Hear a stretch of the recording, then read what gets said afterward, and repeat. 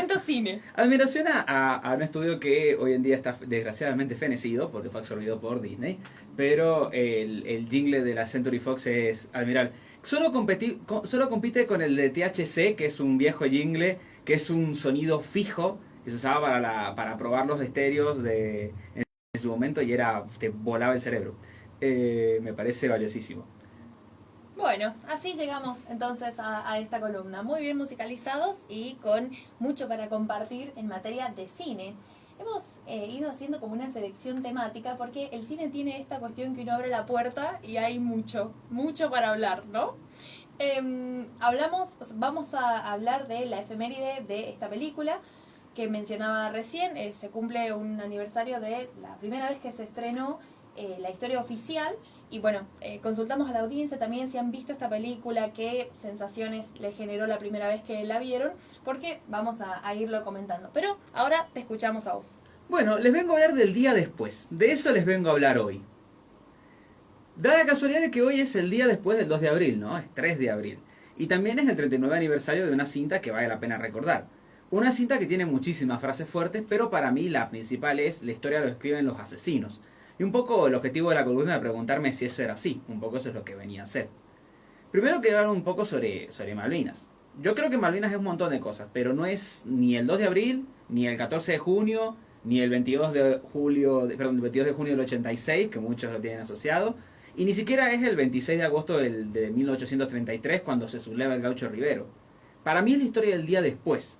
El silencio obligado, la resurrección sin gloria de los héroes, la autoamnistía de los responsables cuando el informe Rastenbach decía que había que hacerles corte marcial e incluso pedía penas de muerte.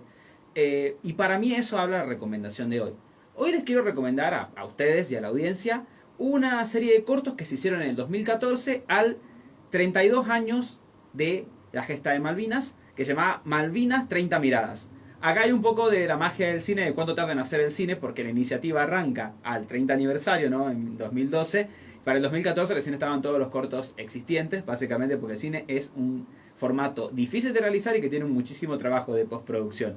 De paso aprovecho para pedirle perdón a quien sea que esté escuchando y que haya trabajado conmigo en una producción que todavía no sale y que de vez en cuando preguntan cuándo va a salir.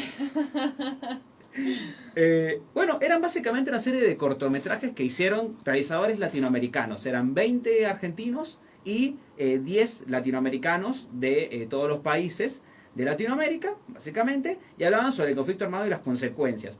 Y tenían 10 minutos todos, solo 10 minutos para sintetizar lo que hablaban de la guerra. O sea, el total de los cortos son 300 minutos. Yo los maratoneé ahora en el fin de semana largo, porque, bueno, los había visto en el pasado, pero quería volver a verlos con otro ojo. Y hace un tiempo acuñé, porque yo me gusta hablar un montón, un formato que se llama hablar de menos. Y la idea era reseñar los cortos en 10 palabras o menos. No voy a hablar de todos porque son 30, pero voy a hablar de los 3 mejores, que son El viaje de abril, son CP 9409 y son el corto La grieta. Me parece que son los cortos más interesantes. El primero, El viaje de abril, lo tengo anotado como encontramos el reclamo en cada uno de nuestros pueblos, ¿no? Ahí están las 10 palabras. El viaje de abril es un muy buen corto de Julio Cardoso que sigue a la hija de un excombatiente fallecido en Malvinas, que tiene cierto nivel de, convive con cierto nivel de resentimiento, tal vez con el hecho de que ella nunca pudo conocer a su padre muere cuando tiene 5 años, y para la fecha, cuando estamos hablando ahí en el 2014, digamos que empieza a reevaluar toda su vida y decide recorrer la Argentina buscando desde La Quiaca hasta llegar a Malvinas, para buscar un poco la historia que hablaba sobre Malvinas. Y un poco lo que muestra, y para mí lo más bello que tiene el corto, es el hecho de que Malvinas vive en cada uno de los pueblos de nuestra tierra. Sea en los nombres de las calles, en los nombres de las plazas, en los nombres de los barrios, o en los nombres de personas incluso, que se llaman Malvina. Existen los nombres de cada uno de los habitantes de la tierra. Y para mí esa demostración de la existencia de reclamo vigente era lo más valioso, y por eso recomiendo mucho este corto. Este corto, recordame, es de un realizador argentino, ¿no? Sí. El caso de Viaje de Abril es de un realizador argentino. Y bueno, todos estos cortos están en la plataforma de Cinear, que me olvidé de decirlo. Bien. Duran 10 minutos. Tienen 10 minutos, o sea, lo que les estoy pidiendo es media hora, literalmente. Exactamente. Bueno, pero qué interesante. A mí me gustó mucho este planteo, ¿no?, de las 30 miradas, porque justamente la historia no se escribe, bueno, es un poco lo que te propusiste charlar hoy, lo que te propusiste compartir con nosotros hoy, pero esto de quién escribe la historia, bueno, un poco la historia la vamos escribiendo entre todos. Entonces, esto de las 30 miradas para mí es un ejercicio muy lindo de pensar todos los protagonistas de esta historia, no solamente aquellos que fueron puntualmente al combate, sino cómo este conflicto estuvo permeando la vida de muchísimos argentinos y a día de hoy incluso todavía lo hace. Sí, precisamente, e incluso hoy siguen habiendo cuestiones inconclusas respecto al tema. Precisamente lo segundo corto que voy a recomendar, que es CP 9409, código postal 9409, que es el código postal de Malvinas. Es un código de Miguel Mato, otro director argentino, y para mí yo lo describí como dar un cierre de justicia a las historias inconclusas. Esas son mis palabras, mis 9 palabras. Porque el relato es sobre una empleada administrativa que se roba básicamente las cartas que los padres, los familiares, los amigos de los combatientes enviaban a Malvinas y que nunca jamás llegaron, básicamente. Eran cartas que se enviaban postalmente y que quedaban en el caso del corto, muestran que quedan en las municipalidades de las provincias aledañas a Malvinas, o sea, perdón, de las provincias donde salían los barcos a Malvinas, principalmente en Chubut y en Río Negro. Y entonces, y algunas de Santa Cruz. Entonces, el objetivo del corto cuenta la historia de una docente que una vez ve cómo empiezan a cerrarse las historias, las primeras sentencias arrancan con las sentencias a los juicios y también con la intervención en la ESMA, básicamente, con la bajada de los cuadros.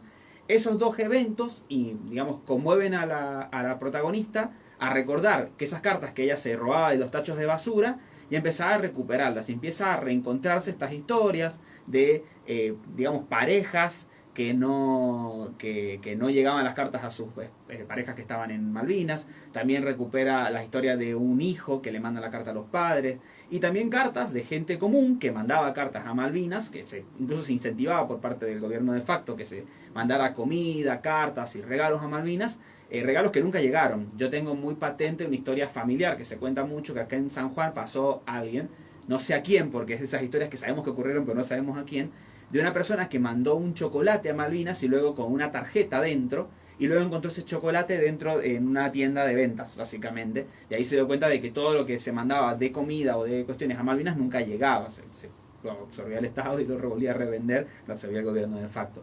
Y me parece que ese rol que vos hablás, que tenemos activamente para la construcción de la historia, está en esto, ¿no? En la capacidad de intervenir de cada uno. Exactamente, sí. Bueno, historias como esas circularon bastante, no solamente en San Juan, por supuesto, y pienso como es otra herida social, más allá de la guerra y de las familias puntualmente que se vieron afectadas porque tienen un familiar que que fue caído en Malvinas, o tienen un familiar que es veterano, al margen de las personas directamente implicadas, ¿no? Esa herida social de la desconfianza, de hacer algo con ilusión, ¿no? Juntar donaciones, ponerle cartas. Mi mamá siempre nos cuenta que en la primaria le hacían escribir cartas para los soldados. Entonces, toda esa ilusión. Y después, bueno, este revés, ¿no? De que las cosas nunca llegaban, y vos hablabas de el día después, ¿no? Y lo que pasa con la vuelta de los veteranos de Malvinas, y con qué sociedad se encuentran acá cuando llegan luego de esa terrible derrota, que más allá de la derrota militar, diríamos, tenía que ver con una derrota en un montón de otros ámbitos. También tenía que ver con una derrota, y de esto ahora el último corto de la lista, que es Regimiento 7 regresa a casa, una derrota también de los que quedan y de los que se van, ¿no? De nuestros, además de los 600 fallecidos en Malvinas, 600 y pico fallecidos como en Malvinas, 670, hubo muchísimas otra gente, la mitad de esa gente que falleció por su propia mano después de regresar del conflicto. O sea, hablamos de unas 323 personas que suicidaron después de regresar del conflicto. Un poco este corto habla sobre la dificultad de quedarse acá, y cuenta la historia de un excombatiente que pierde toda su unidad en Malvinas y que es el único superviviente. El corto es muy, muy, muy fuerte y me parece muy bueno recomendarlo. No quiero spoilear más de eso. Solo diré que se trata de un excombatiente que se sube a un subte y encuentra en el subte a algunos de sus compañeros fallecidos, ¿no? Y se pone a hablar, y empieza a tener una discusión con ellos, ¿no? Que no saben, en teoría, no saben que han fallecido en Malvinas. Me parece que esos son los 3 relatos del día después que quiero recomendar. Pero volviendo a este concepto que decías vos, ¿no? El día después. El 39 aniversario de la historia oficial. se puede hablar mucho de la historia oficial. Se puede decir cosas muy buenas, la representación temprana de la temática, la demencia o valor del director de grabarla en su casa, aún con la proscripción activa y con el peligro que tenían de que le sonaba el teléfono para que dejaran de grabarla, y la crítica temprana al terrorismo de Estado. También es fácil estar del otro lado, ¿no? Criticarla como una representación tibia de ciertos elementos o un desligar responsabilidad a ciertos sectores de la sociedad, particularmente el que es representado por Alicia, ¿no? Que son sectores acomodados de la sociedad, que para cómo Alicia es una profesora de historia, en teoría debería o podría saber exactamente qué es lo que pasaba y tener reconocer este secreto a voces, ¿no? Y los estudiantes, eso es lo que le plantean en la famosa escena a la que hago referencia con el título de la columna, que le preguntan, la historia lo escriben los asesinos, por eso no hay datos, cuando ella repregunta sobre la cuestión de los desaparecidos, argumentando de que podía ser falsa, ¿no? Yo me parece que ahí está el comentario más fuerte que hace Puenzo, ¿no? Que hace Puenzo y Luque, ¿no? Me parece que ahí está el comentario, ¿no? Agarra a una profesora de historia que en teoría es quien más debe preguntarse qué es lo que ocurrió, cómo ocurre, y hace que una persona, la realidad idílica en la que vive con su hija, con su marido y con su estabilidad, digamos, social y económica, aparece un contraste, esta historia oficial que ella conoce, por eso el nombre de la película para mí es lo más valioso que tiene, con estos jóvenes estudiantes que la desafían y con Ana, la amiga que está en el exilio y que le empieza a hacer preguntas, ¿no? Y bueno, yo quería preguntar eso un poco, la frase con la que inicia otra obra que tal vez tenga que venir a hablar, que es La Hora de los Hornos. ¿Es falsa la historia que nos contaron? Se nos pregunta. Para mí me parece la reflexión más valiosa que plantea la cinta, ¿no? No sé si la historia la escriben los asesinos. Yo me permito dudar hoy, porque por mucho tiempo fue verdad. Como dicen los fabulosos Cadillacs, a nosotros en la escuela nos enseñan a memorizar fechas de batalla, pero no nos enseñan de amor.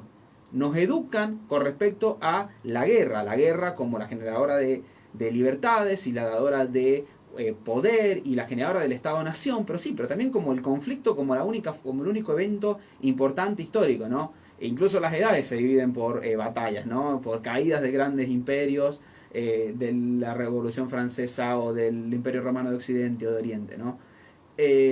Creo que hoy en esta nueva era contemporánea, que tal vez la inventamos con la llegada del hombre a la luna, tal vez la inventamos, no sé, lo jugarán los historiadores, tal vez la inventamos con el internet, no es una guerra. Lo que sea que dé el tiempo a la edad que estemos hoy, cuando de acá a 300 años escriban la historia, no fue una guerra. Fue el internet, fue la llegada del hombre a la luna, fue un satélite, no sé qué habrá sido, pero no fue una guerra. Y yo creo que hoy se cuentan historias. Tenemos historias para contar de sobra, tenemos héroes magníficos y tenemos villanos despiadados en nuestra historia argentina. Pero yo creo que la historia no la escriban los asesinos, como dicen los estudiantes, es un desafío activo. Para mí es un llamado a la acción.